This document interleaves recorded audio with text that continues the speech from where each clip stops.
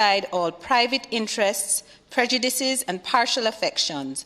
The result of all our counsels may be to the glory of thy blessed name, the maintenance of true religion and justice, the safety, honor, and happiness of the Queen, the public weal, peace and tranquility of the island, and the uniting and knitting together of the hearts of all persons and estates within the same, in true Christian love and charity, one towards another, through Jesus Christ our Lord. Amen.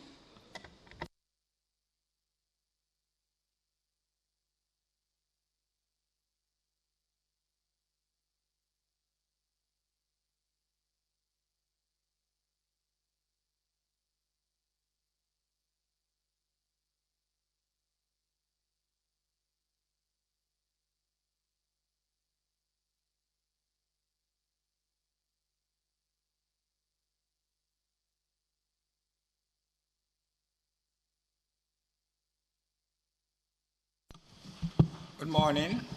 The meeting of the Senate of Jamaica for Friday, July 23rd, 2021 is now called to order. Statements by ministers.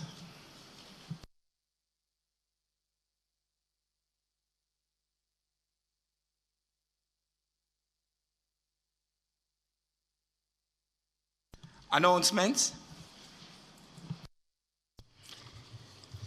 Laid on the table of the Senate today are the following.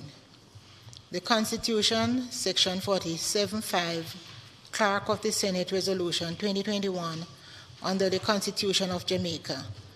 Ministry Paper Number 48 of 2021, and Annual Report on Audited Financial Statements of the Agro Investment Corporation for the year 2015-2016. Ministry Paper Number 49 of 2021, an annual report of the Students' Loan Bureau for the year 2016-2017. Ministry Paper Number 50 of 2021, entitled Resolution adopted by the Annual Labour Conference of the International Labour Organization for the year 2021. Ministry Papers Number 51, 52, 53, 54, and 55 respectively, and the orders and resolutions with regard to the law reform zones of special operations, special security and community development measures, the Denham Town Community Zone Social Intervention, July 16, 2021, the Greenwich Town Community Zone Social Intervention, July 16, 2021, the August Town Community Zone Social Intervention, July 16, 2021, the Mount Salem Community Zone Social Intervention, dated September 1, 2017 to July 15, 2021, and the Norwood Community Zone Social Intervention, dated July 16, 2021, respectively. Annual reports of the Runaway Bay Water Company Limited for the years 2014 to 2016 and 2016 to 2017. The Planning Institute of Jamaica Economic and Social Survey of Jamaica 2020. The Microcredit Fees Regulations 2021 and its resolution. The Microcredit License Form of Application Regulations 2021 and its resolution. The Microcredit Requirements for Grant of License Regulations 2021 and its resolution. And those three come under the Microcredit Act. The Information Commissioner, Emoluments and Terms and Other Conditions of Service Resolution under the Data Protection Act, and the Disabilities Regulations 2021 under the Disabilities Act. Bills brought from the Honorable House of Representatives.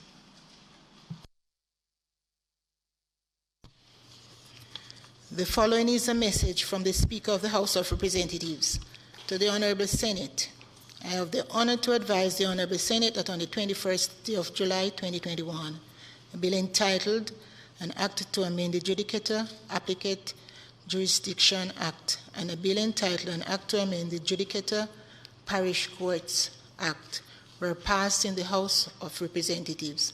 Signed, Marisa Dalrymple Philibert MP, Speaker of the House of Representatives. Mr. President, I seek both your permission to speak from a seat not my own, and I signify my willingness to take charge of the bills.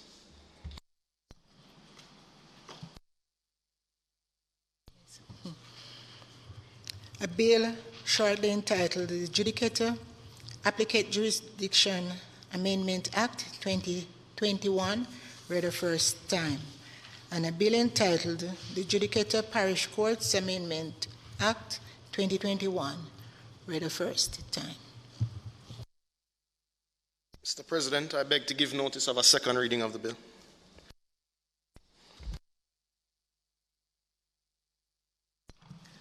Petitions, papers, reports from committees, notices of motions given orally,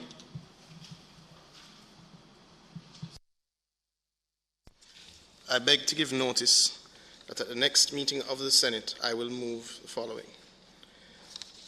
The Constitution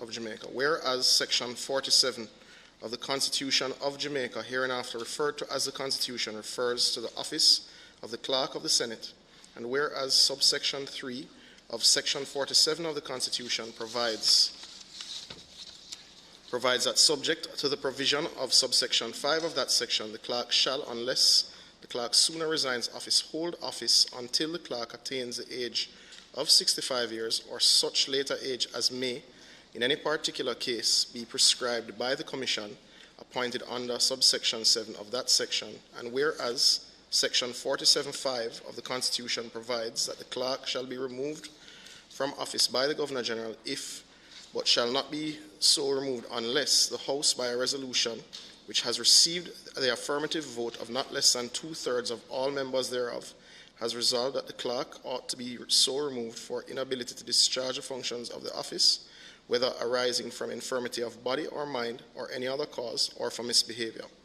And whereas Section 47.14 of the Constitution provides that where one person is appointed to the offices of Clerk of the Senate and Clerk of the House of Representatives, the provisions of Section 47 shall apply in relation to that person in respect of each office separately.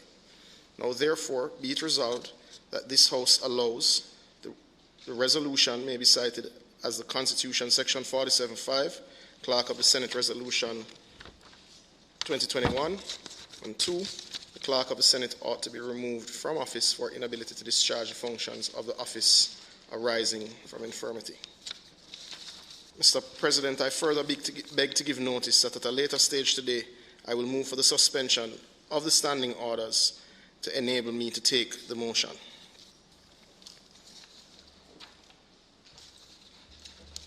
Mr. President, I beg to also give notice at the next meeting of the Senate, I will move the following. 1, the Microcredit Fees and Regulations 2021 Resolution. Whereas Section 59 of the Microcredit Act, hereinafter referred to as the Act, provides that the regulatory authority, with the approval of the Minister, make rules for the operation of microcredit institutions. And whereas subsection 3 of Section 59 of the Act provides that rules made under subsection 1 of the section shall be subject to affirmative resolution, and whereas the regulatory authority, with the approval of the Minister responsible for finance on the 19th day of July 2021, made the Microcredit License Form of Application Rules 2021, and whereas it is desirable that the Microcredit License Form of Application Rules 2021 be affirmed, now therefore be it resolved by this Honourable House as follows. This resolution may be cited as the Microcredit License Form of Application Rules 2021 Resolution. The Microcredit License Form of Application Rules 2021 is hereby affirmed.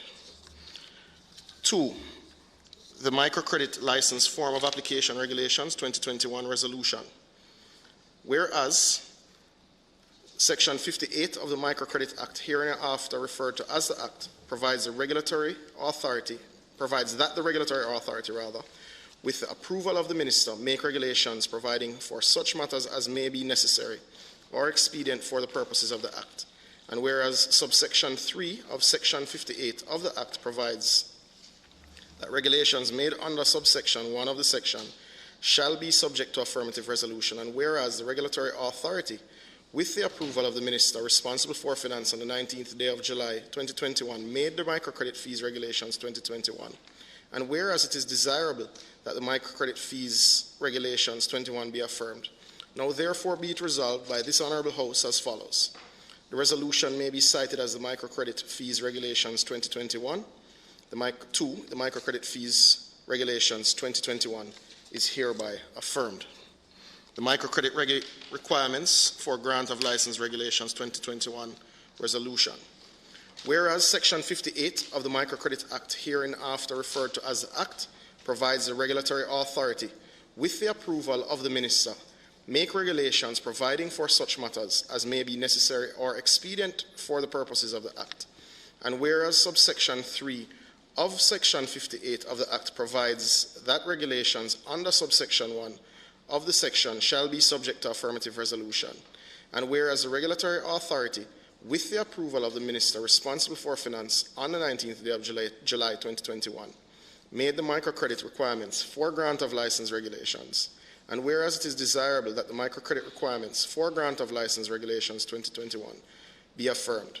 Now therefore be it resolved by this Honourable House as follows. The resolution may be cited as the Microcredit Requirements for Grant of License Regulations 2021 Resolution.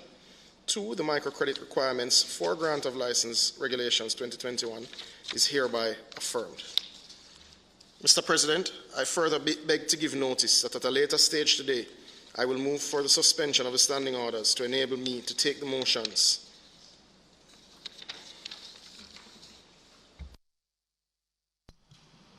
Questions and answers to questions.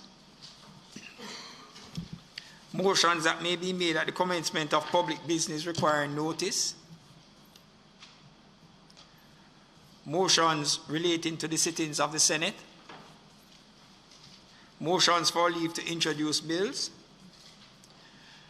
Presentation of bills without leave of the Senate first obtained. Public business. Mr. President, it is intended to start with the State of the Nation contributions. I will invite members Floyd Morris and Senator Campbell-Rodriques to proceed.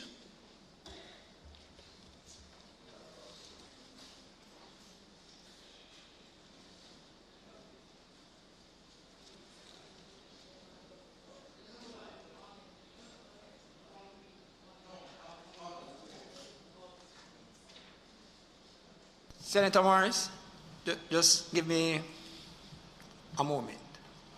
Minister, it's recommended that we do the motion first. If that is a feeling on both sides of the Senate, no issues, Mr. President. I would just ask that you put the matter to a vote.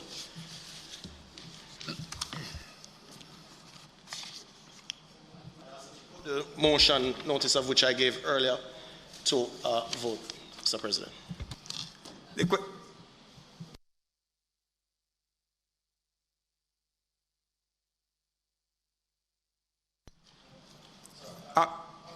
Sorry. Mr. President. Mr. President, I now move for the suspension of the standing orders to enable me to take the motion, notice of which I gave earlier.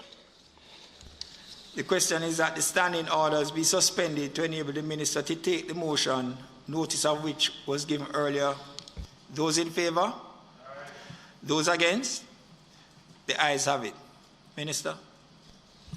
Mr. President, it's not intended to debate the motion. I ask that the motion be approved. The question is that the motion, notice of which was given earlier, be approved. Those in favour? Those against? The ayes have it. Just a point of order. Does that motion require a two-thirds majority, and therefore a vice vote will be needed?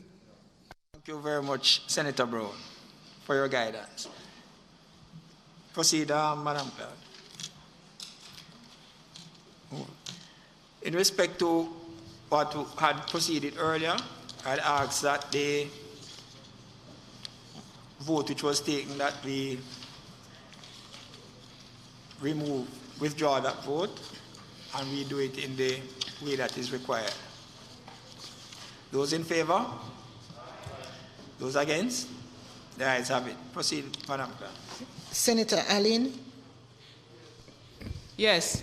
Senator Braham, Yes. Senator Bunting, Senator Brown, Senator Campbell, Senator Campbell-Rodriques, Yes. Senator Crawford, Senator Fraser-Beans, Senator Gale, Senator Golding Campbell, Senator Hill,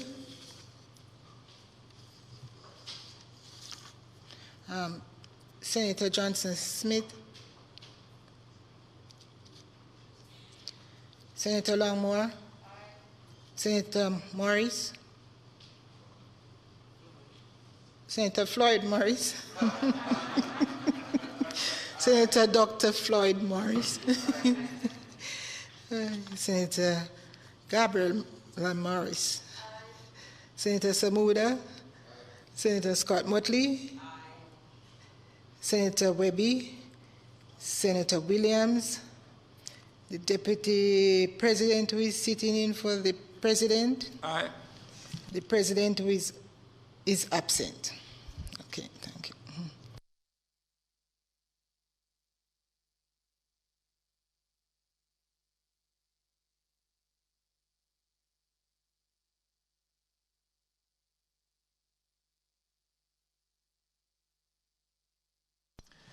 All right, we have that 15 ayes, 6 persons absent, and there are no noes. So the motion is approved. Thank you, Senators. Mr. President, I mentioned earlier it is intended to continue the State of the Nation debate. We will proceed with Senator Dr. Floyd Morris and Senator Campbell-Rodriques in that order, not because it is indeed Senator Morris's birthday, but because that is the order of things. So I would also like to use the opportunity just to extend the heartiest birthday wishes to Senator Morris.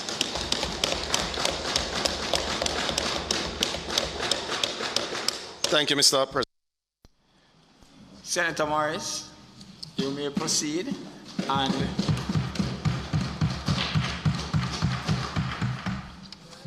it's not everything that you need to say today, no, Senator Morris. Pardon me, Mr. President. Not everything that you need to say. Right? But we just. Yes, wish you a happy birthday. I certainly will take guidance from you, Senator Cavan-Gill. Yeah, thanks. Thanks, Mr. President. Let me take this opportunity to express profound gratitude to the members of the Senate for their continued support, and I have to give thanks to the Almighty for sparing my life to be on earth for the 52nd year of my life.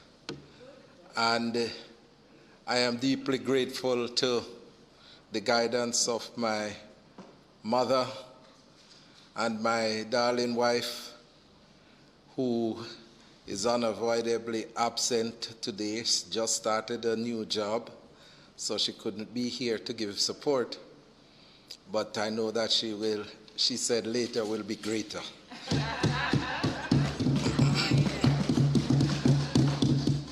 Mr. President, I want to take this opportunity to thank Dr. Peter Phillips for reappointing me to the Senate for a 5th term, and also to thank Mr. Mark Golding for the confidence that he has reposed in me in my continuation in this August body. And as I have indicated, Mr. President, I have enjoyed tremendous friendship with individuals across the aisle, and I want to express my gratitude to the support from senators and also to members of staff of the Parliament. I've decided to caption my presentation today, Education for Transformation and Empowerment, recognizing the fact that this is the state of the nation, and in the state of the nation we are required to examine various issues of national importance. And it is an opportunity given to each and every member of the Senate to articulate their position and their views on this particular issue. And I want to start out by asking the question, what is the state of the nation today? Because we are speaking about 2021. And we see in 2021 where we have a problem with a continuous problem with crime and violence. We have a continuous problem with poverty. We have a problem in terms of the continued COVID-19 pandemic. We have a problem with the abuse of vulnerable citizens within our country. We have a problem with low productivity in our country. And Mr. President, as I examine these issues that face the nation, the million-dollar question is, how do we correct this decrepit state of our nation? Mr. President, I put to the members of this august body that education and more education has to be the fundamental plank that will drive the transformation and empowerment of our people. You know, Mr. President, when you look at the data in terms of what is happening in terms of crime and violence, Senator Samuda would be more current with the murder rate. Yesterday I got the news that there were 788 individuals who were murdered as of this week, and we are at the midpoint of the year. We got news a few weeks ago that the 2019 poverty rate was 11%. The fact of the matter is that in light of the COVID pandemic, that would have been increased significantly because the poverty rate was for 2019 and not measured for 2020-21. And we have to make sure that we are clear where that is concerned.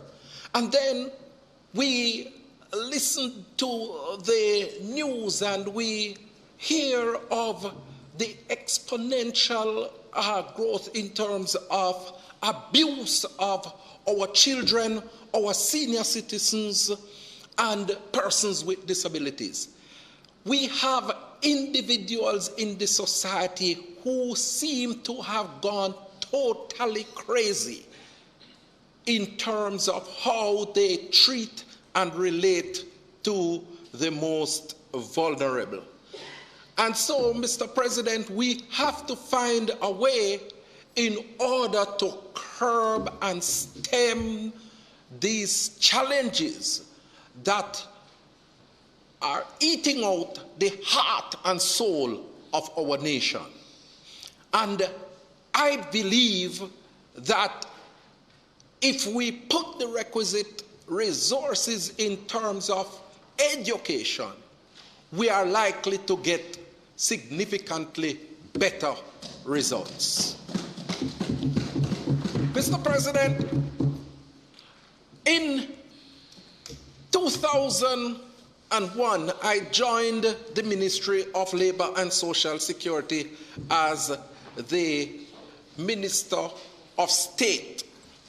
And at that time, I was charged with the responsibility of introducing the PATH program, the Program of Advancement through Health and Education.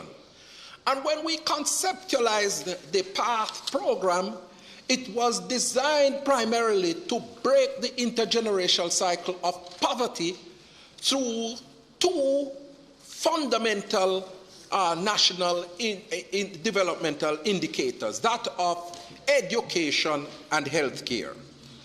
And Mr. President,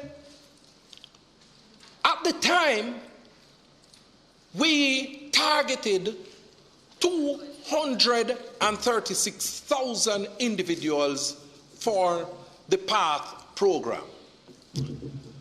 Fast forward to 2021, and when I look at the data, Senator Bunting, there are 331,000 individuals on the PATH program, an increase of over 45% over the original targeted figure. And it caused me to ask the question, is PATH achieving its stated and intended objective, which is to break the intergenerational cycle of poverty? And I say absolutely not, because we should be seeing a reduction, Senator Samuda, in terms of the number of people on PATH if we were making any progress. But instead, we are seeing an increase in the number of individuals on the PATH program. And something is fundamentally wrong. And I have always argued in this August body that a part of the problem that we are having with the program, because I worked with the intricacies of that program, and I understand it very well. The case management of the program that should be done by social workers is woefully inadequate. Woefully inadequate. We have about 200 social workers on the program when we should have about 1,000 social workers. And because of the inadequacy, we don't have the visitations taking place to beneficiaries and the support to make sure that those beneficiaries are doing what they are supposed to do. And so we end up having this problem where we're not making the sort of headways under the PATH program. Mr. President, one of the things that I noted from the data is that there are about 4,400 and odd individuals who are getting or have received the education grant to go to tertiary institution under the PATH program. In 2007, we started that scholarship initiative to make sure that beneficiaries get support to study at the tertiary level of the education system. And I think it was about $100 million that we started that initiative with at the time. And Mr. President, I am happy that such an initiative was put in place, but we need to get some data. We need to get some information now as to how many children who are on the PATH program have transitioned into the tertiary level, because it's at the tertiary level that you're gonna see the professionalization of these individuals, and you can say, yes, the intergenerational cycle of poverty is being broken. Mr. President, I want to put two suggestions on the table where the PATH program is concerned, because I believe that we need to see a massive injection of social workers on the PATH program, up to 1,000 individuals that we need to get on the PATH program, because as I've stated before in other debates, that when you have social workers on an initiative like PATH, it also assists Senator Samuda with your crime-fighting initiative. And we also need to have an established database of all the social workers that are in the government system to make sure that we are able to have greater collaboration, intergovernmental agency collaboration, where the PATH is concerned and social work program as a whole is concerned, so that, you know, support can be given to the respective beneficiaries in the field. And Mr. President, I want to also suggest that the government needs to tap into the retired teachers across this island to mobilize them to assist children who are on the PATH program and in vulnerable communities. Because we need to ensure that these children are getting the requisite support in terms of their education. Because if we are going to transform the society, education has to play a fundamental role. Mr. President, you know, as I examine the poverty data, I make a connection to the population of persons with disabilities. And I say, Senator Samuda, that the only way we are going to have a significant dent in the poverty rate of our country is if we are able to integrate, to include persons with disabilities in the mainstream of society. Because the socio-cultural rigidities of our society are of such that it places tremendous pressure on the population of persons with disabilities. So you find that they are excluded from educational institutions. You find that they are isolated from health care. You find that these individuals experience negative attitudes from individuals within their communities, and they don't have access to public transportation. So they are confined to a life of perpetual poverty. Mr. President, in 2014, the Portia Simpson Miller administration passed the Disabilities Act. And we, from the community of persons with disabilities, were eagerly anticipating its implementation. 7 years have elapsed, and I'm very happy, Mr. President, that the regulations to support the act has finally been tabled in the Parliament. And I want to say that I spoke with Minister Samuda, that's not Matthew, Carl, And he told me that one of the priorities that he has for the Ministry of Labor and Social Security is to make sure that the Disabilities Act is implemented. And I want to express my appreciation to him for pushing the envelope and getting the regulations in the Parliament. But I want to say to Minister, I am prepared to work with you in terms of the implementation. But I want to hear now the appointed day for the legislation to come into effect, to be announced. Because whilst the regulation is tabled in the Parliament, it is a progressive step. But I want us to move now where the legislation is being implemented to bring persons with disabilities in the mainstream of Jamaican society, because we want to use the legislation to break the intergenerational cycle of poverty and empower our people. Mr. President, you know, next week we are having a major conference in the Caribbean. It's a hybrid, but we are anchoring from Jamaica.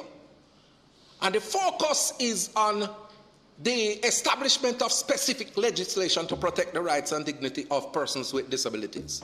Because the aim is to ensure that we build up a strong disability jurisprudence within the Caribbean. Today, out of the 15 CARICOM countries, 6 have established such legislation, and that would include Jamaica. And we want to make sure that all the countries within the regions establish this piece of legislation. But we want to take it much further than that, because persons with disabilities are extremely poor individuals. And we would want to see the Caribbean Court of Justice being brought to the forefront in terms of the implementation of and enforcement of these legislation when they come into force. Persons with disabilities won't have money to travel to the UK to get their appeals heard in the Privy Council. So we wanted to bring the matter closer home. And as I prepared my presentation, I said to myself, what a progressive step the government of Jamaica would make if it took the decision to establish the CCJ as a final court of appeal in Jamaica. I want to tell you, Senator Samuda, Mr. President, I am here now in the Senate. I can't speak about what will happen in another year or 2 or 3 from now. But I can speak about the fact that I am here now. And I am prepared to guarantee you that if it is that you are prepared to go the route of the CCJ and to take that constitutional motion in the Senate, you have the 14th vote. You have the 14th vote from me, because I'm a firm believer in the CCJ.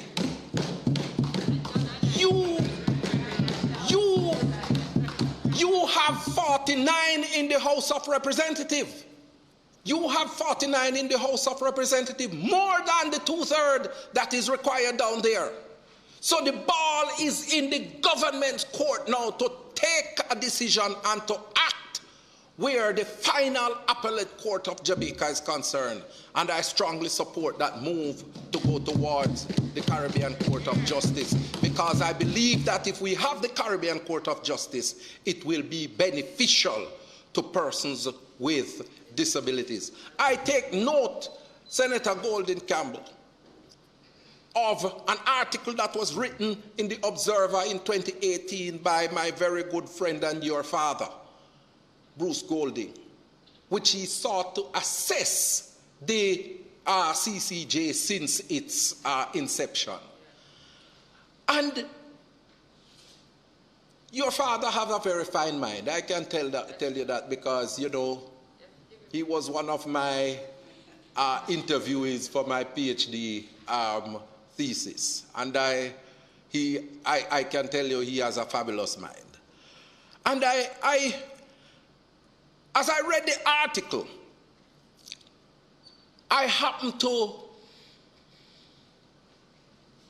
understand and believe in what he was saying, because he said that when you look at the judgment from the CCJ that he analyzed, they were as solid as anywhere else that you can find. Solid as anywhere else you can find. And you know, I take real comfort in that sort of analysis. So we have no reason to hesitate. Now it is for us to step forward, step boldly as we go into the 21st century and establish the CCJ as the final appellate court in Jamaica, because it will benefit persons with disabilities. Mr. President, you know, the National Insurance Scheme was set up in 1966 as a part of the social protection mechanism to eliminate and to eradicate poverty and to ensure that our workers, upon retiring, have some form of savings that they can look forward to. And I must say that the NIS is a very good and a very prudent scheme that was established. In 1990, the then Minister of Labor and Social Security, Portia Simpson-Miller, decided that she was going to establish that fund of $1.5 billion to grow the investment for the National Insurance Scheme. So the National Insurance Fund came into effect with that $1.5 billion, and a board was set up to manage the funds. And today, Mr. President, we have some $120 billion in the National Insurance Fund.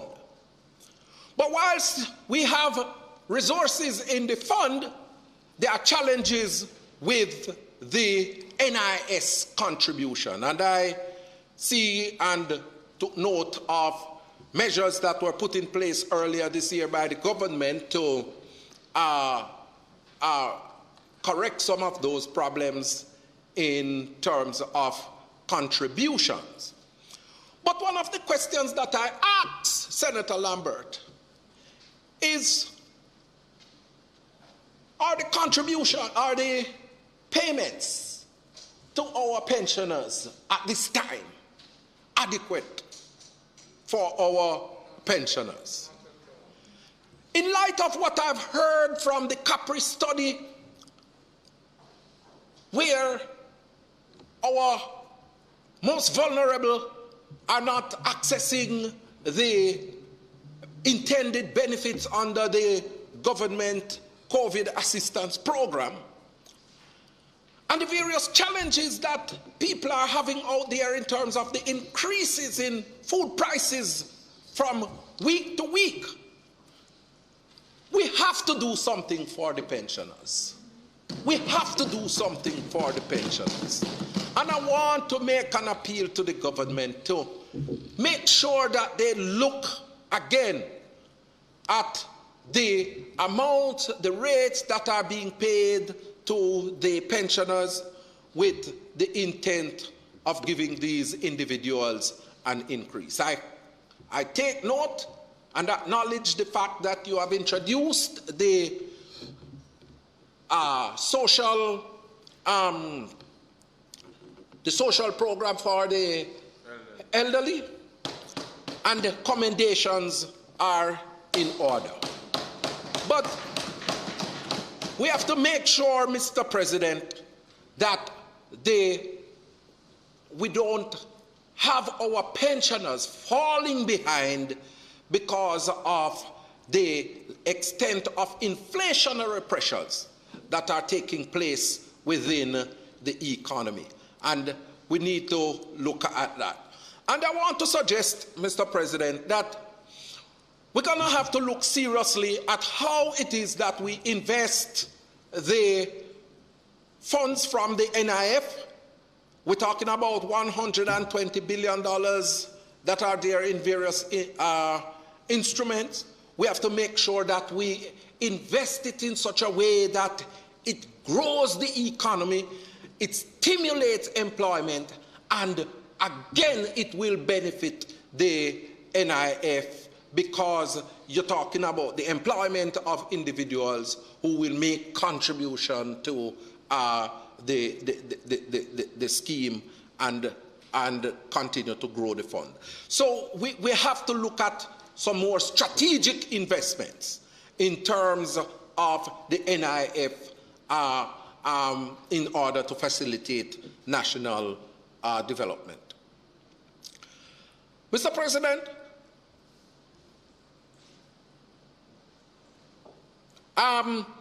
President, there is an urgent need. There's an urgent need for a productivity revolution in our country. Because, Mr. President, if we are going to come out of this spiral of poverty that we have, productivity has to play a major role. The National Productivity Center indicated from a study conducted in 2020 that productivity during the COVID year fell by approximately 5.3%. And they are positive that this is a continuation of the trend of about 2.5% annually for the past 20 years. So you can understand, Mr. President, why it is that we are experiencing the levels of poverty that we have in our society. Productivity is down, but Senator Scott Montley, gambling is up. Productivity is down, but crime and violence is up. Productivity is down, and abuse of our children and the most vulnerable in the society is up. Mr. President, we are having a serious productivity problem. We are having a serious productivity problem. And I believe that if we are going to correct this productivity problem, the perfect antidote to low productivity is greater investment in modern technology and also in education. Mr. President, my colleague and friend, Professor Denzel Williams, wrote an article a couple weeks ago in which he pointed out that there was, out of every 10 graduates from our high schools, only two dege individuals on average move and transition to the tertiary level. Repeat. 2 out of 10 transition to the tertiary level. Our competitors to the north, in America, in Canada, in the UK. 5 hours. Minister, go ahead. Mr. President, I ask that sufficient time be granted for the Speaker to complete his presentation. You have heard the question, members. Aye. Those in favor? Aye. Senator Morris.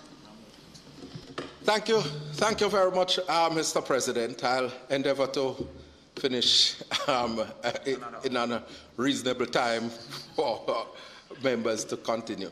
Mr. President, our competitors to the north, 7 out of 10 from high school make the transition to tertiary institutions. So you can understand, Mr. President, that these countries are going to be ahead of us in terms of their productivity rate because they are investing in greater levels of education. And I want to strongly suggest, Mr. President, that we have to inject more resources in education to facilitate the productivity resolution and the transformation and empowerment of our people.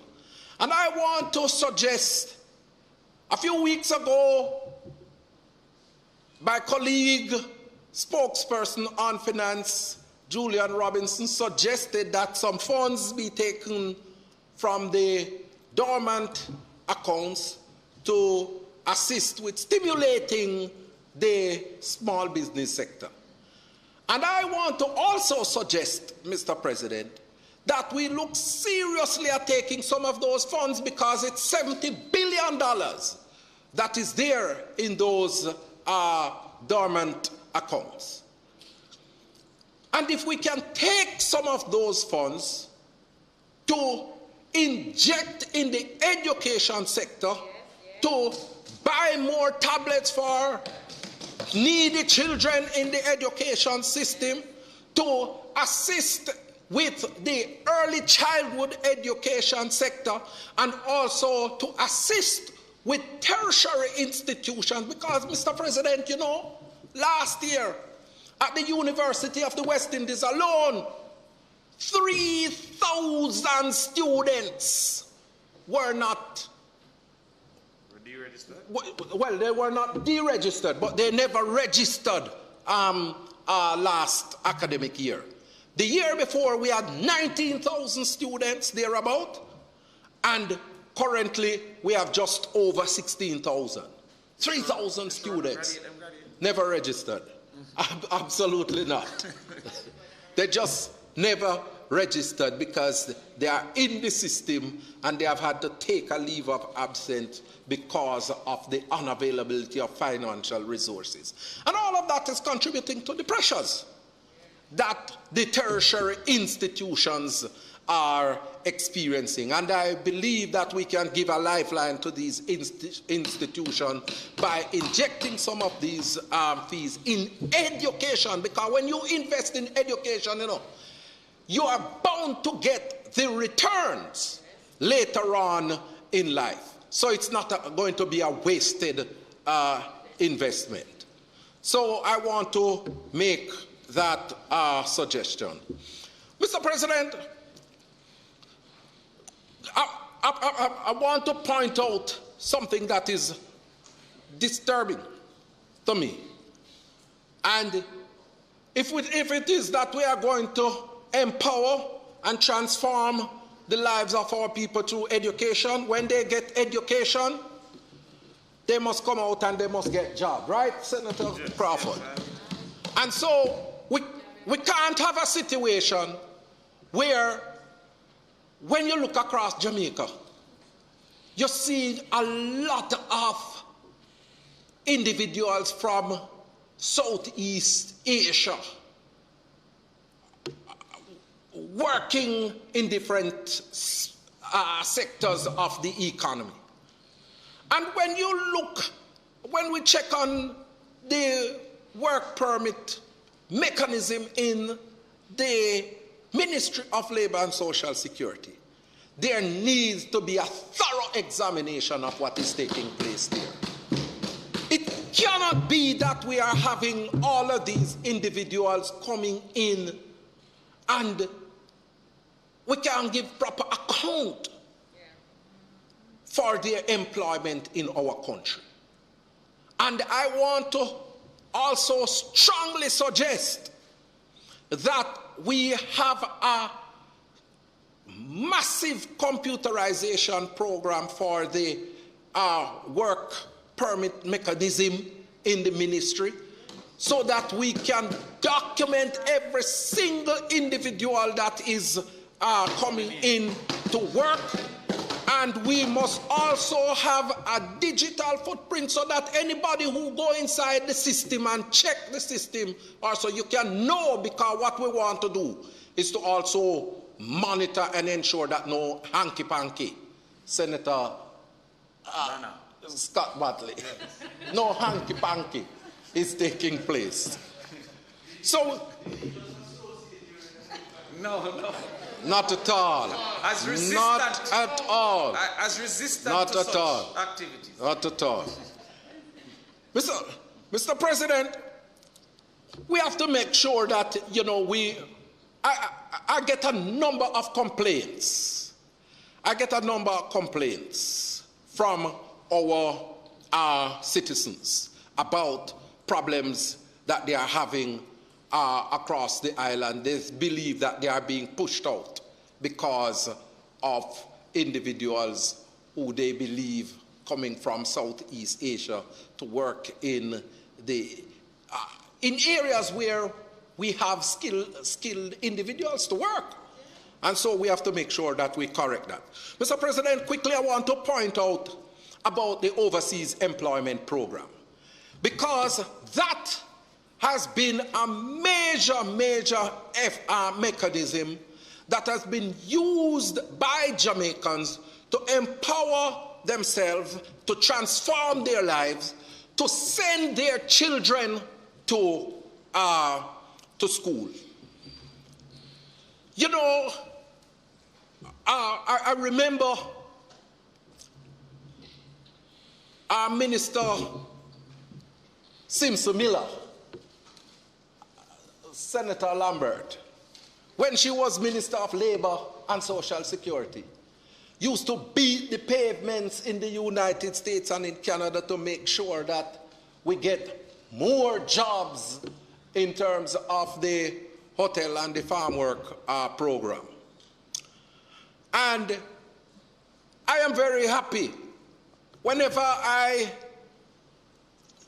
teach in a class at the university and I talk to some of the students that I see come from non-traditional schools in rural Jamaica.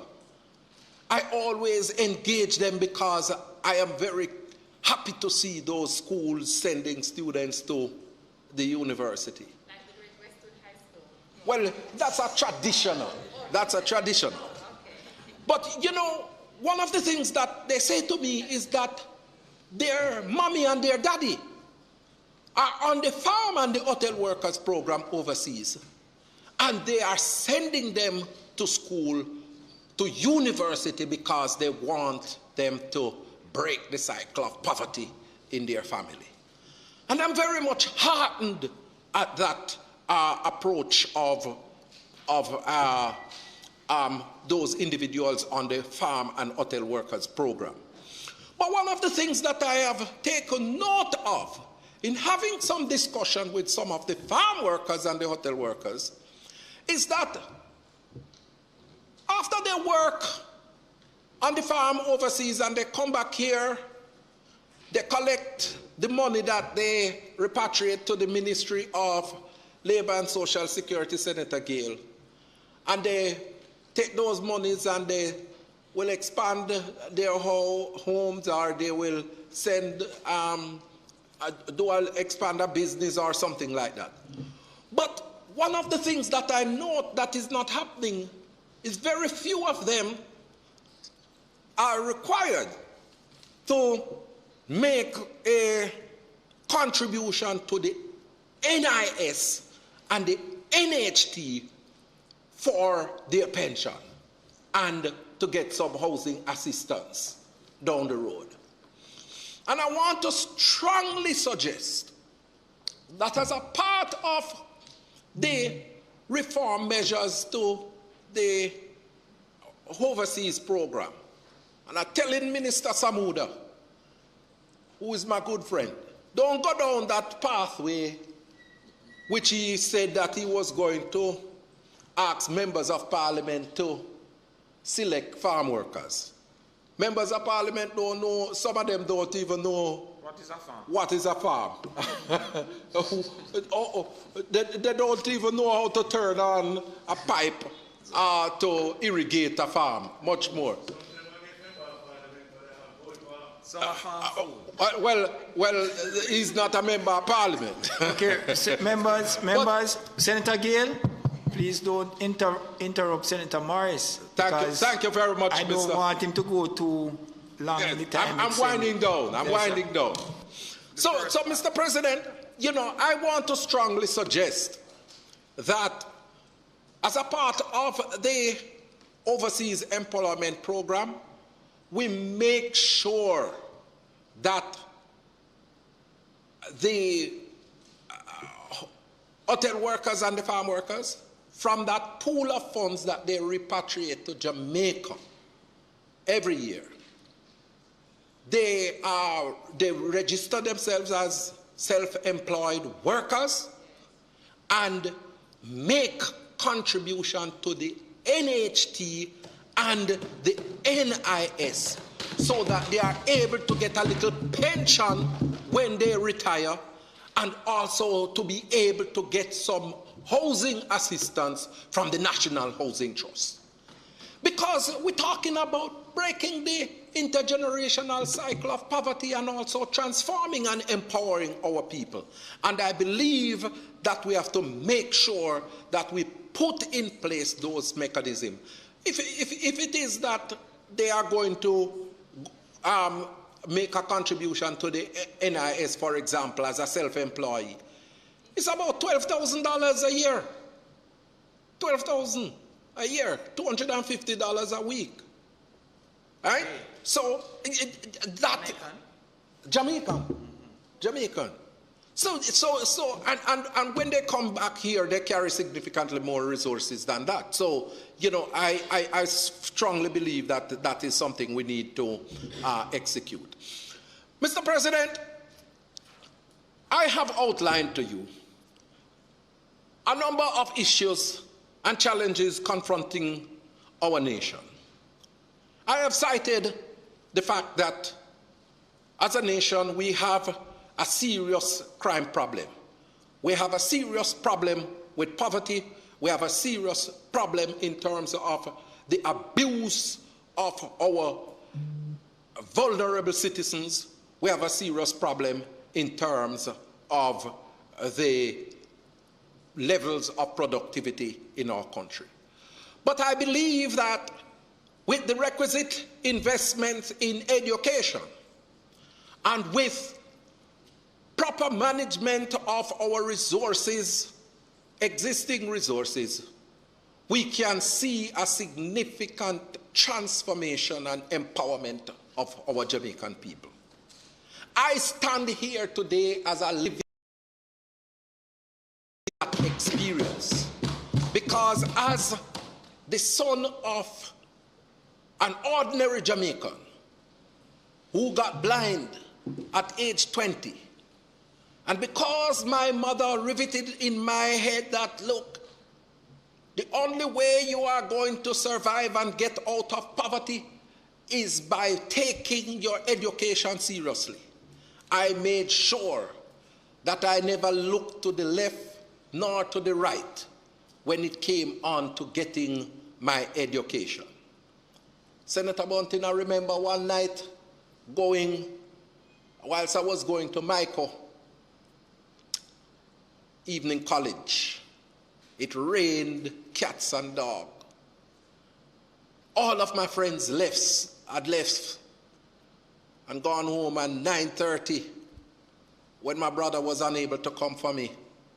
I was there alone with the security, and I decided that I was going to brave the weather and go outside. When I went and reached on Moresca Road, water was up by my knees. And I remembered in my sighted years that the middle of the road is generally higher than the sides. So I used my white cane and navigated and found my way into the middle of the road. And I tiptoed Senator Gale from Moresca Road straight into Cross Road to catch my bus to go to Vineyard Town. A lot of people would say, why make such a sacrifice and as a blind person and put your life at risk? But I had a mission. I had a mission to accomplish. And that mission was to see a significant transformation in my life. And the only way that could be accomplished is through education. And I want to commend to every single Jamaican that we have challenges and we have difficulties, but we can overcome them. And I want to put it to the government to make sure that it utilizes in an efficacious manner the resources that we have to transform and empower the lives of persons with disabilities. Our citizens. I talk about persons with disabilities so much. Empower and transform the lives of our citizens. And the best means of doing so is through education. May it please you, Mr. President.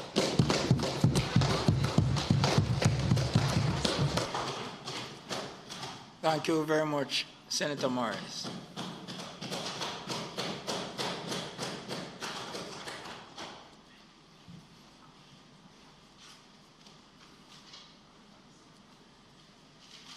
Senator Campbell-Rodriques.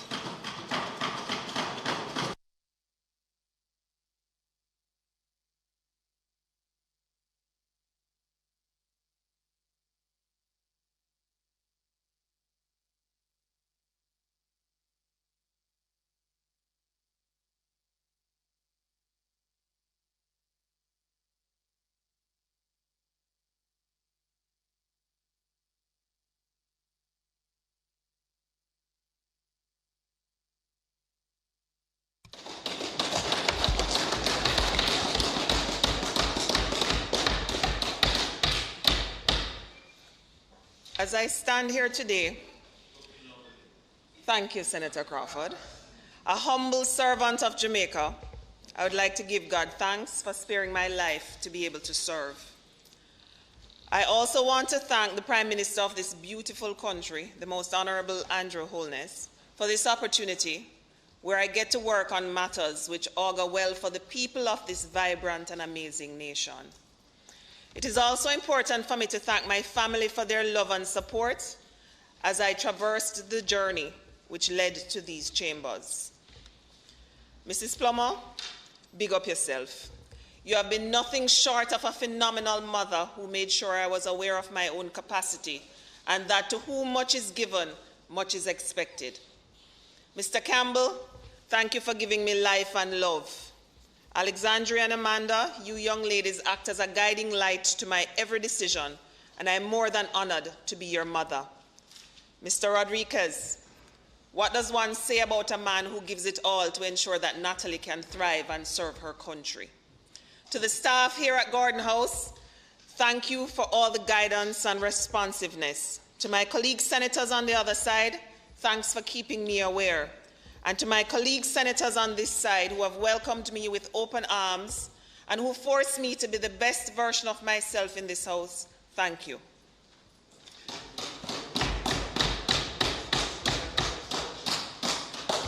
Mr. President, when I was reminded of the fact that this is the season for State of the Nation presentations, I initially became concerned because it is often said that it is easier to give these speeches when one is in opposition.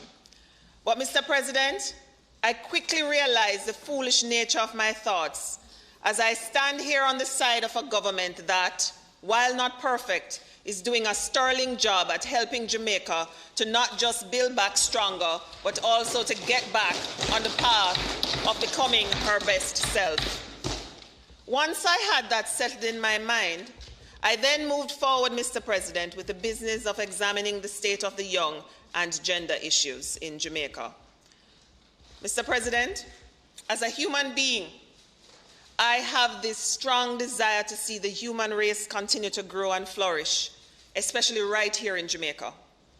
For this to happen, we must not only keep reproducing, but also ensure that our children and young people are able to be their best selves at home, at school, at church, at play, as a matter of fact, anywhere they choose to be. What do I mean when I say best selves? Am I referring to having material possessions such as video games and laptops and fancy toys? There's a place for all that, but when I say best self with regard to our children, I'm referring to them being safe, self-assured, having access to health care, education, and their general physical safety. The last few weeks and months have been hard for our children, and not just because they're missing out on so much of what makes a childhood due to this pandemic. Just this week, we mourned the 4-year-old boy who was allegedly beaten to death by his stepfather. We have the menace of men from all walks of society abusing our vulnerable youngsters. We have mothers protecting abusers. It has not been a bed of roses for our children and young people, and that is the reason new measures are being put in place, all while old measures are being revamped. It has been difficult and heart-wrenching and anger-inducing to hear the news of what has been taking place. Mr. President, I know the easy response after the feelings of emotion is to blame the government. Do not get me wrong. The government, as does any and every government, has a major role to play in protecting all citizens, including children. But I stand strong in saying that as parents, aunts, uncles, grandparents, godparents, neighbors, and friends, we all must take responsibility for what has been happening. As women, we must be mindful of the men we let into our lives and that of our children. As parents, we must not allow the induced fear of fire, brimstone, and damnation to let us leave our children vulnerable while they learn the word of the gospel.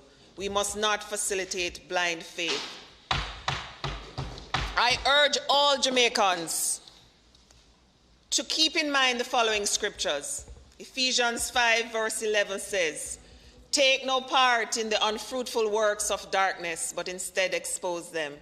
Psalm 82 verse 4 says, "Rescue the weak and the needy, deliver them from the hand of the wicked." What clearer messages other than the word of the Lord do we need to understand?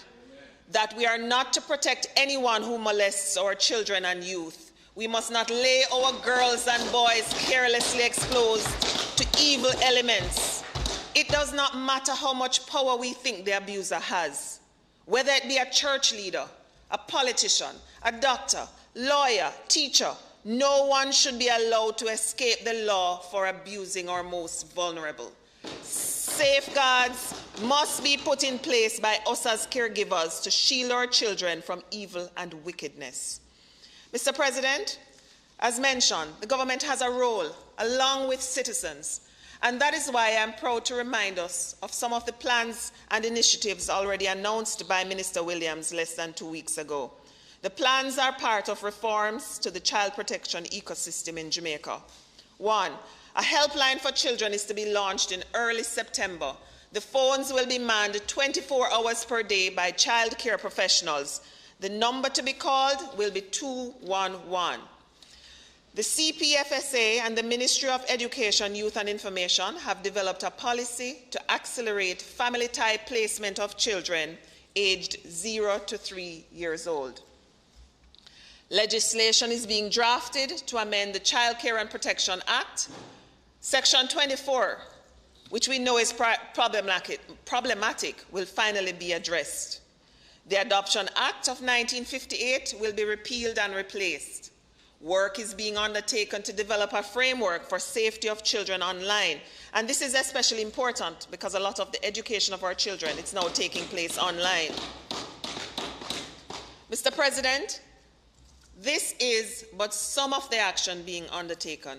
I can guarantee that what has not yet begun will do so shortly, as the principle of the Andrew Holness-led government is to move things as quickly as possible through the pipeline to ensure benefits to our citizenry. Mr. President, it would be remiss of me to not mention that ground has been broken for a $120 million therapeutic center for children in state care. This is a big deal because not only will issues of the psychological well-being of children be given more attention, but this signifies that we're considering the needs of all children as priority. Things are not rosy, and we do not pretend they are, Mr. President, but the relevant entities and the government are working to make them rosy. Through proper management of state resources and a determination to do things better than ever before, Ministers Williams and Morgan are steering the ship with steady and capable hands. Mr. President, earlier this week, the debate in the lower house on the issue of corporal punishment was in full swing. A corporal punishment campaign will be launched to encourage positive forms of discipline, as we cannot continue to inflict not just pain, but mental trauma on our children in the name of punishment. Mr. President, I welcome this campaign, as I'm sure you do too. The negative effects from this deep-rooted practice of corporal punishment is obvious in how our children relate to each other and as adults. As a people, our capacity to self-regulate and resolve conflicts amicably is extremely low. When and how would we learn these skills if when as children our elders draped, thumped, punched, whipped, or yelled at us for doing what is perceived as wrong? Would it not be better if other approaches were undertaken to reprimand and punish? What if we spent more time highlighting positive behaviors? What if parents were taught what behaviors to expect from children at different ages? How many times have we been sitting waiting in a space and there's a mother or a father with a 2-year-old child who is being slapped, pinched, or yelled at for not sitting quietly? It hurts my heart every time I see it. For a long time, I felt anger towards these parents. But on reflection, it dawned on me that many of us grew up hearing that children should be seen and not heard. Many of us and our parents were raised this way, and so we know no differently. But, Mr. President, small children should not be expected to sit still unoccupied for long periods of time. It is a matter of biology. It cannot be expected to happen. Let us run radio and TV ads to help parents to understand this concept, Mr. President. Let us help parents to understand that defiance from our children and young people should not be taken personally. In a society where egos are tied to almost everything, including parenting, we must spread the word and teach the idea that because a child is being facetious does not mean the response should be a slap in the face. How can we expect to lower the cases of domestic abuse when as youngsters we learn that those who love us most lash out at us when they are angry? In the context, as adults, what skills would one have developed to counter this idea? Mr. President, I submit here today that as a society, we must include conflict resolution skills in our schools at all levels. It can be done for the first half an hour after lunch break, 4 or 5 days per week. In addition, Mr. President, I use this platform to urge churches to include conflict resolution workshops, talks, and reflections at Sunday school, prayer meetings, youth group meetings, and all other avenues at which the word of the Lord is disseminated. Which church or institution of theology will collate and make available all scriptures of the Bible relating to positive conflict resolution? Which theatre company or department at the Edna Manley School for the Visual and Performing Arts will develop material to use for role play to show scenarios of positive conflict resolution? Which PR or marketing company will develop ads and jingles and TikTok videos to be as powerful as the two is better than too many 1980 ads? By the way, Mr. President, we need to bring back that two is better than too many campaign, but that discussion is for another time. Which donor agencies will fund these campaigns? Mr. President, all hands are needed on deck to help the current situation. We need to ensure an all of government, all of opposition, all of civil society, all of NGO, all of diplomatic, all of church, all of citizenry approach to quell the flames which are now burning against our children. Mr. President, before moving on with this presentation, I cannot but note of the fact that for months there has been a loud call, and rightly so, for the entertainment sector to get a chance. Why am I not hearing similar loud calls for us to do everything as citizens for our children to return to school?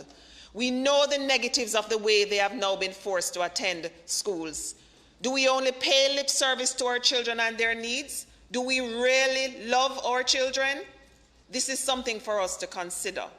Mr. President, the state of children and youth in Jamaica is a work in resurgence. Let us all get on board. Mr. President, the second issue I want to look at today is gender. And it is quite nuanced here in Jamaica.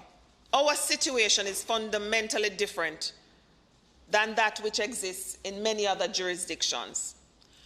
Globally, when one thinks of gender parity or gender issues, the mind turns to the needs of girls and women. I will today make my own public confession. At the time when Minister Grange announced that a male desk had been set up within the gender unit at her ministry, I felt a bit annoyed. In my mind, I grumbled about the patriarchy and rolled my eyes at least 1,000 times. I allowed the everyday toil with ensuring that women are treated fairly to cloud my mind from seeing that Jamaica has a particularly unique gender issue at play. Mr. President, I do not want to be misunderstood, so I will take the time to carefully outline my point. There is no doubt that even with Jamaica having a large number of women in leadership positions, especially within the private sector, there is still a far way to go with ensuring that women have a voice and confidence across all sectors. Within this space of the country's parliament, we can establish and move forward with the Parliamentary Women's Caucus, which I know will be activated by Minister Grange and her team in short order. This caucus will facilitate women in both houses of parliament to meet, discuss, plan and push for laws and policies to aid Jamaican women with the rights, respect and inclusion needed. Many of the issues facing our children and family would be solved if Jamaican women were more empowered. Mr. President, that is a fact. Yes, many of us are loud and fill every space we occupy. And this gives the impression that the patriarchy is not in control, but we are the same group that largely tend to defer to men. Many women endanger the lives of their children in order to put food on the table and to be able to show off among peers. There is still the idea that women forget lick, an idea held by both men and women alike. So without doubt, there is absolutely more work needed to assist the majority of Jamaican women to truly actualize. Nonetheless, Mr. President, I posit that Jamaica's more dangerous gender issue arises from the situation being faced by our boys and men and being held up across gender lines. Too large a number of our males are operating outside the halls of structured society. There are those who want to stay outside the halls, and we must work to alleviate this by systematically being inclusive for the majority as well as the privileged. On the other hand, there are those, especially among the young, who would want to operate within the main halls of society, but do not know where to begin. The only thing some of these young men know is how to act strong, even when all they need is a hug, a kind word, and a safe space to just be. Too many of our males are not doing well in school. This comes from varying factors. There is the image where real men are not nerds, and being or acting smart and intelligent is nerdy. Real men also do not wear glasses, as that is nerdy, so many boys cannot see the chalkboard due to poor eyesight, but will not say so for fear of being made to wear glasses, which leads to teasing and taunting, which then leads to sadness and low self-esteem. Too many of our males are confused and lost given their lack of role models and the burden of being a man placed on them by society. Why do we tell little boys, aged even 3 years old, that they're mama men or that they're acting like girls? How can a child who simply needs a hug be afraid to ask or receive said hug because it would make their father or uncle upset if they dared to show the need for tenderness? Mr. President, do we need affirmative actions for boys entering universities? I am convinced we are at that point when this must be a consideration as we transition to helping our boys along their path to adulthood. The gender fight and struggle has not been about one gender outflanking the other. It has been about parity. We will have a problem if our society has a shortage of highly educated and emotionally stable males. Let us examine the graduating class of the University of the West Indies for the 2019 to 2020 school year. I want you to just put your eyes on the screen. Note that the disparities I will highlight are from a single year, but they are not an anomaly. Now, when you look at that, so we are looking at 8 different faculties at the University of the West Indies Mona campus. And only within 2 of those faculties do we have males being the majority of students. Engineering, men are 57.1%, and sports, men are 77.4%. But you have, for example, humanities and education, males are 26.1%. Law, men are 20.1%. Medical sciences, 21.9%. Science and technology, men are 38%. Social sciences, men are 31.2%. And in general, for the graduating class of 2019 to 2020, please ignore the typo there, we only had 31.6% of the graduating cohort being males. We have a problem. At the moment, our boys are being crushed, and we must act to save their future. Our country needs an educated, emotionally intelligent, and mentally healthy population of both men and women. Mr. President, I no longer roll my eyes, but instead lift my hat to the Minister for seeing the need and working with the team in the ministry to fix the problem. Mr. President, the state of males in Jamaica needs continued urgent attention. Mr. President, we are now going through what can only be termed as one of the most favored times for Jamaicans at home and abroad. It would be out of order of me to not acknowledge this season. What am I referring to? The Olympics. Our athletes have been through the ringer due to the ongoing COVID-19 pandemic, but I am sure all will agree that they have shown nothing short of resilience. This group of professionals and their management and medical teams have endured postponements, large numbers of testing for the virus, disappointment, and now they will face empty stadiums and no roaring crowds to boost morale or stimulate performance. I know, though, in the same way I stand here assured that our ministers with responsibility for sports, the Honourable Olivia Babsy-Grange and Minister Terry Long, have done everything humanly possible to support our athletes, I am also sure that the green, yellow, and black will fly high on the shoulders of some of our finest Jamaicans. Mr. President, I take this opportunity to wish all our athletes and their supporting teams all the best in Japan. Sports in Jamaica remains one of the most organized industries, even with any ills that may arise periodically. The state of sports in Jamaica is always and will remain a matter of pride. Mr. President, as I conclude, I want to turn our attention to these bits of strings in my hand. I often fiddle about when I'm bored or when I'm thinking. And as you can see, I also crochet from time to time, so I do spend a lot of time with strings. Try as I may, though, Mr. President, this therapeutic act for me. I can't get these strings to solve problems, because problems are solved with auditing the issues, identifying solutions, and then implementing. No matter how much time I spend with strings and how many of us play with the strings, it just will not bring results for making our country better. Mr. President, Jamaica needs us as leaders of this country to rise to the occasion and be one with what is needed. Jamaica then needs us to act swiftly and sensibly, because as my grandmother says from time to time, time waits for no man.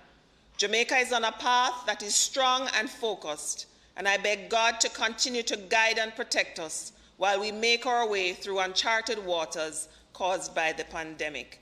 Thank you. If it pleases you, Mr. President.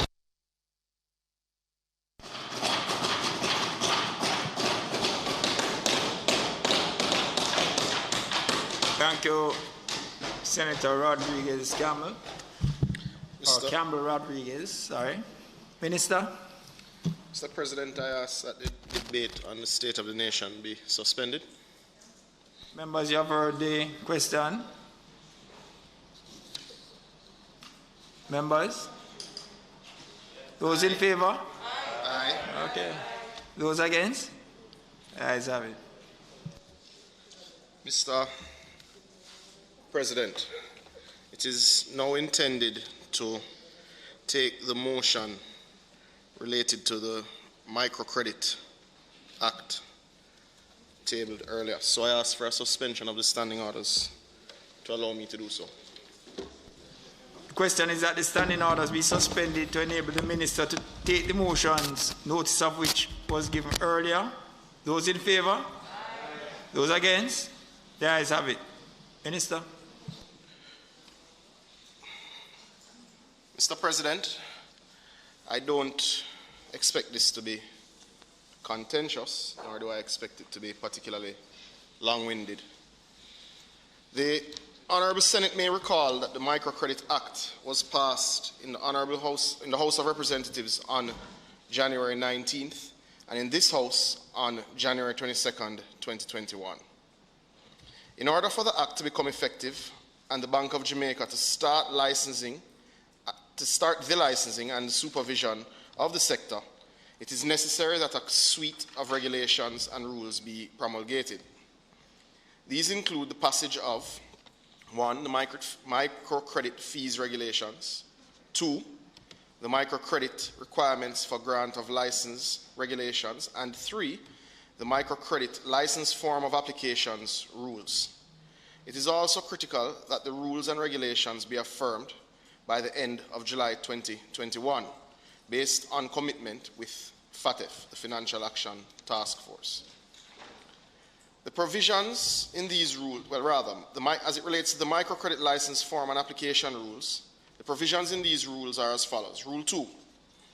This rule defines key terms including politically exposed persons, or PEP, which means an individual specified in Regulation 7A, 2 and 6 of the Proceeds of Crime Money Laundering Prevention Regulations, and Regulation 6A, 2 and 6 of the Terrorism Prevention Reporting Entities Regulations.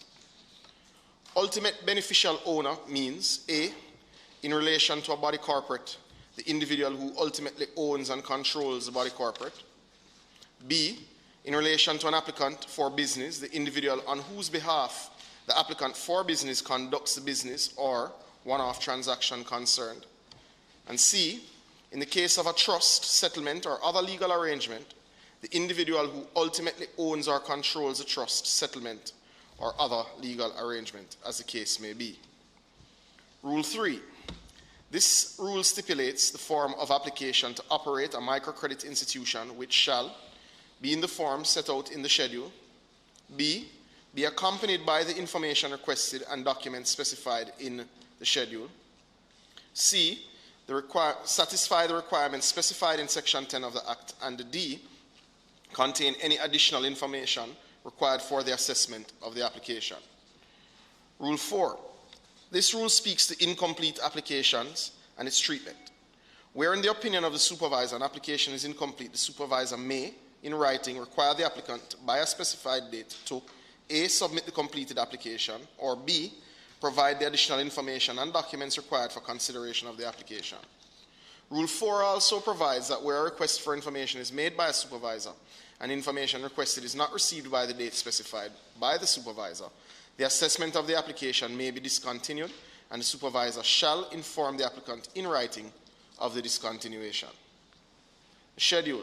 The schedule details the key information to be provided by the applicant, including background information, ownership and group structures, the governance structure and arrangements, risk management and internal controls, financial strength and financial resources.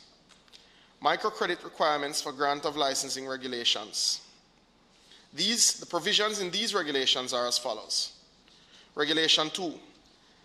The regulation defines key terms which are similar to the terms defined in the rules above. Regulation 3.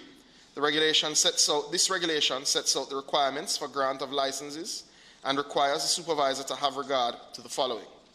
A. The validity and sufficiency of the documents submitted in support of the application. B. The financial resources of the applicant and the sources of those resources. C. The business history of the applicant. D. Whether every substantial shareholder and officer of the applicant is a fit and proper person. And E. The suitability and adequacy of the legal, managerial, and operational structure of the applicant. And Regulation 4, in Regulation 4, this regulation sets out the requirements for grant of license of a foreign applicant, which shall be subject to A. The prior approval or non-objection from the foreign regulator in the respective jurisdiction in which the applicant is incorporated. The adequacy of the regulatory standards applied by the foreign regulator in the jurisdiction, including the powers of that regulator to share information and cooperate with the supervisor. The adequacy of the proposed systems of corporate governance, internal controls of the applicant, risk management systems and policies, including the risks of its services being used to commit or facilitate a financial crime. And D. Such other matters and information as the supervisor considers appropriate. Regulation 5. This regulation speaks to the refusal to grant a license and states that a license shall not be granted to a company having its head office outside of Jamaica unless the company, in relation to the operations of the local branch of the company, A. establishes a principal office in Jamaica, and B. designates an officer of the company as the authorized agent of the company, and another officer to act as the alternate authorized agent. The microcredit fees regulations. The provisions in these regulations are as follows. Regulation 2. This regulation defines key terms including fee base, which means the value of total gross loans held at the end of the financial year, calculated by reference to the values prescribed in the financial report submitted to the Bank at the end of the financial year. Startup refers to a business that offers microcredit service, which has been in operation for no longer than 1 year, either before or after the commencement date. Regulation 3. This regulation states the license fee payable on the grant of a license to operate a microcredit institution, which is a sum equivalent to $10,000 for the first $10 million of the fee base and an additional $1,000 each for each additional $10 million or part thereof. Regulation 3 also makes provision for a startup where the fee for the grant of a license to operate a microcredit institution shall be only $10,000. Regulation 4. The regulation states the annual fee payable on or before each anniversary of the grant of a license shall be the same as in Regulation 3. Regulation 5.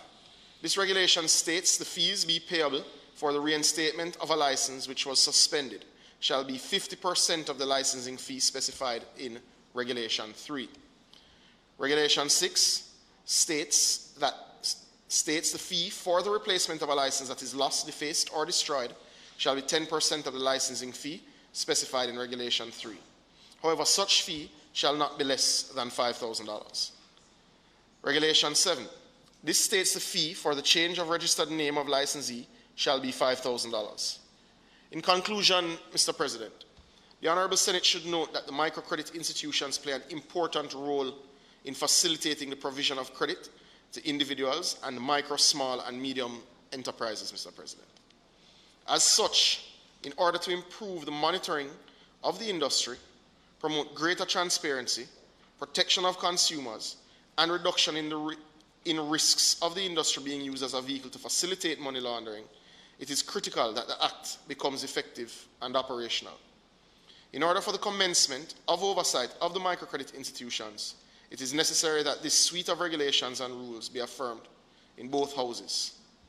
I hereby request that the Honourable Senate affirms these regulations and rules so that we may do so. In closing, Mr. President, I wish to thank colleagues for taking the suite of regulations with short notice, but for their understanding.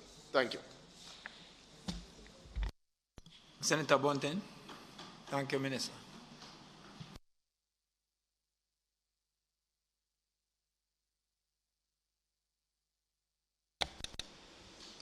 Thank you, Mr. President. It's only quite recently we debated and passed the Microcredit Act a few months ago. And the regulations really is just putting in the administrative support to operationalize that act. The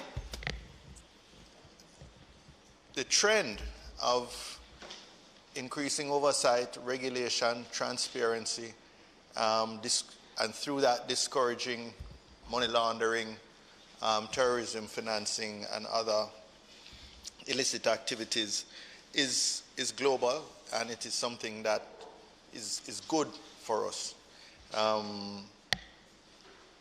We know when it comes to microcredit institutions, sometimes you're speaking about very small operations, and therefore you don't want to, or you have to try and balance making it not too onerous from a bureaucratic point of view, but still achieving the objectives that the minister summarized in his closing paragraph. The opposition supported the Microcredit Act when it was being debated here in the upper house, and we support the regulations. We observe, invariably we always seem to be coming up against the deadlines, passing it the week before the hard deadlines to meet the FATF requirements. And we shouldn't be surprised, we would have known these. But we can only hope that as we go along, we'll improve our scheduling and planning and forecasting and increase resources for drafting so that we're not always presented with something that has to be passed the same day. But it's not complicated, it's not controversial, so we have no problem accommodating the government at this time. I will just close by saying that as a shareholder of a financial institution that has subsidiaries regulated right across the Caribbean, in Bermuda, in Cayman, in Panama, in St. Lucia, and other jurisdictions, this is something you cannot escape. In fact, I oftentimes feel that these regulators know more about me than my doctor because they want to examine your life from every part and every angle. But it is inevitable. That is where we're going. And I think the transparency is a good thing. It's a good thing for not just the customers, the other stakeholders, the economy generally, as people have better information about what is taking place. And therefore, Mr. President, we have no problem supporting these regulations. Minister. Mr. President, I wish to thank, well, I would say contributions, but Senator Bunting for his contribution to the debate. in closing, just... Sorry?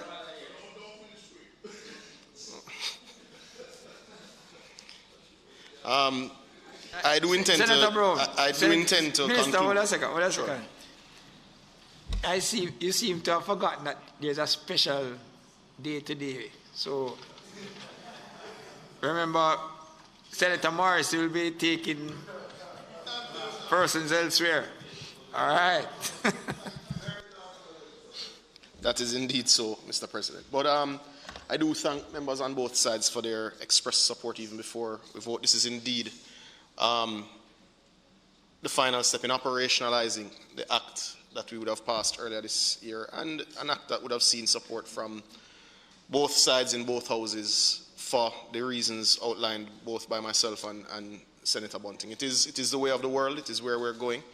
And quite frankly, it is also a critical step and tool even in our crime fight, as this is the issue of money laundering is nothing to be taken lightly, and something that the country needs to get itself in line with all international standards. And because of the problems we've had with organized crime, may even have to go further over time as we look to take illicit money out of the system. Mr. President, I don't think the drafters would disagree with Senator Bunting that more resources are needed in that area, and I certainly support those resources once available, being made available to them. I think it will bring our governance arrangements faster into the 21st century, and that is needed. And to be honest, as a system and on both sides, we should have seen when we were dealing with the IMF, the suite of legislative changes that had to come under the IMF arrangement. I mean, I recall some I wasn't in the Senate at the time, I used to follow the debates, and I recall some very lengthy bills coming on the day that they were needed. And much as the patriotic, no, that is correct. I can remind you, my birthday brother. But yes, they did come some very lengthy bills sometimes right in the nick of time, and we should have made the adjustments as a country at that time. But point taken and agreed, Senator Bunting. So with that, I think this is good for Jamaica, and I ask, Mr. President, that the regulations be approved. Thank you. We have 3 resolutions, and the question is that the resolutions be taken together and be approved. Those in favor? Aye. Those against? The ayes have it.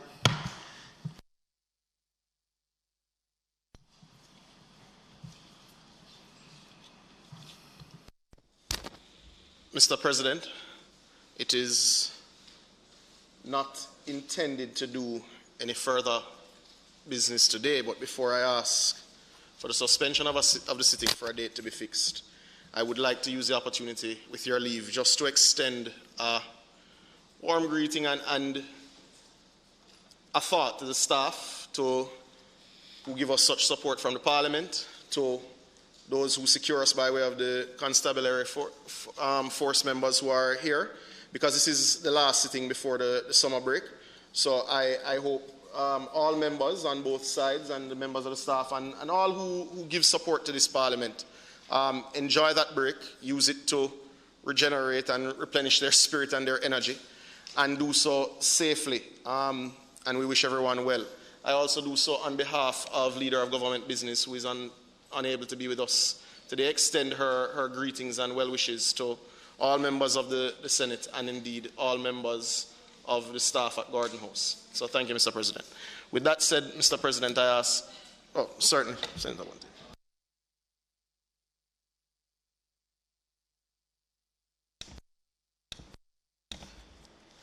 Some technical difficulties there. With your indulgence, Mr. President, I'd just like to associate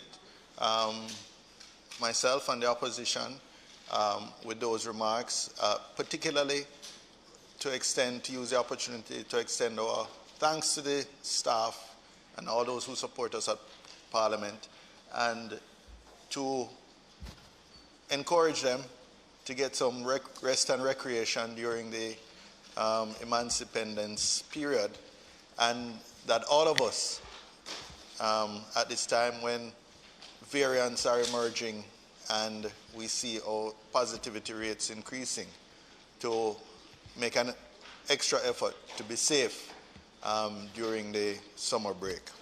Thank you, Mr. President.